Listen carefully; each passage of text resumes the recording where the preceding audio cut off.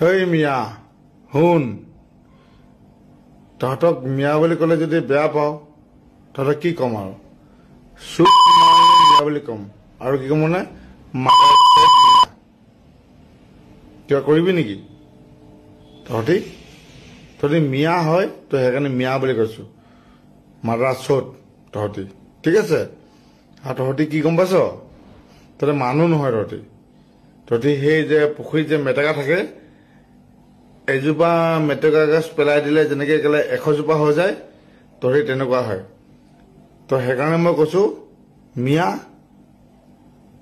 তহঁতি বেয়া পাই লাভ নাই। তহঁতি মিয়া চিধা হয়, গম পালি? কি কলি? আমাৰ মিয়া মানুহক মিয়া বুলি ক'লে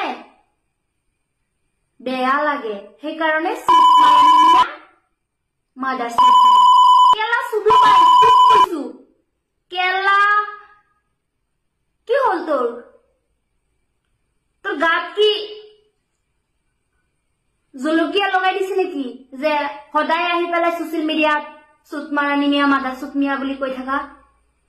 ইমান যদি চুতমাৰানি মিয়া হয়, মাদা চুত মিয়া হয়, এতিয়া যদি আমাৰ এটা মানুহ মিয়া মানুহ যদি ৰস্টিং দিয়ে তোক অসমীয়া মাদা চুত বুলি কয়, অসমীয়া চুতমাৰানি বুলি কয়, তেনেহলে কি হব? অসমীয়া মানুহ বিলাকে যেটো মানুহ ভিডিঅ' বনাইছে তাক থাপ্পড় মাৰিব, ঘুষা মাৰিব, জেলত দিব। এতিয়া যে আমাৰ মুছলিম মানুহক এটেক কৰি পেলাই তোৰ নিচিনা ল'ৰা যে ভিডিঅ' বনাইছে, জেলত যাব লগা কাম কৰিছে। তই জেলত লৈ যাম তোক। আমার মুসলমান জাতি লই জনাও সালাম, আসসালামু আলাইকুম। আমার হিন্দু জাতি জনাও নমস্কার। আর আন কোনো জাতি থাকিলে আন্তরিক অভিনন্দন আর ধন্যবাদ। আর আমি এটা কথা শুনা পালো, দুইজনে একই কথা কৈছে, কিন্তু এজন গ্রেপ্তার হয়েছে আর এজন মুখলি ঘুরি আছে। আইন কি কোনোবার কারণে আছে আর কোনোবার কারণে নাই নাকি?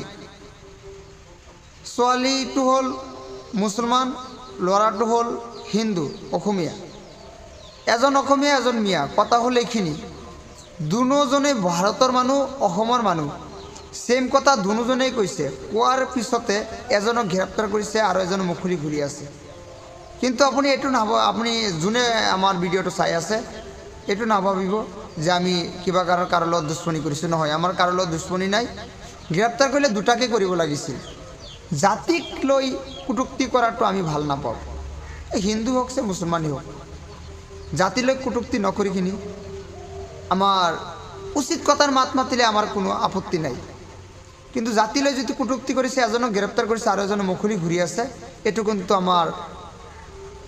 আমি নিজে মানে বিবেচনা কৰি চাইছোঁ, এইটো ভাল হোৱা নাই। আপোনালোকৰ কি ভাল লাগিছে না লাগা নাই, এটা আপোনালোকে কমেণ্ট বক্সত জনাব।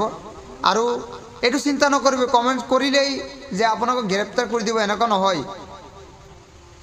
এনেকুৱা হ'বই নোৱাৰে, কাৰণ 100 মানুহ থাকিব, 100 মানুহৰ 100 মন্তব্য থাকিব। এই মন্তব্যৰ ভিতৰত যেটো মন্তব্য বেছি হয় এইটোৱে আমাৰ চৰকাৰ সিলেক্ট কৰিব লাগিব। সেইটো হ'ল কথা। তো সকলোৱে ভিডিঅ'টো অলপ শ্বেয়াৰ কৰি দিয়ক। ধন্যবাদ।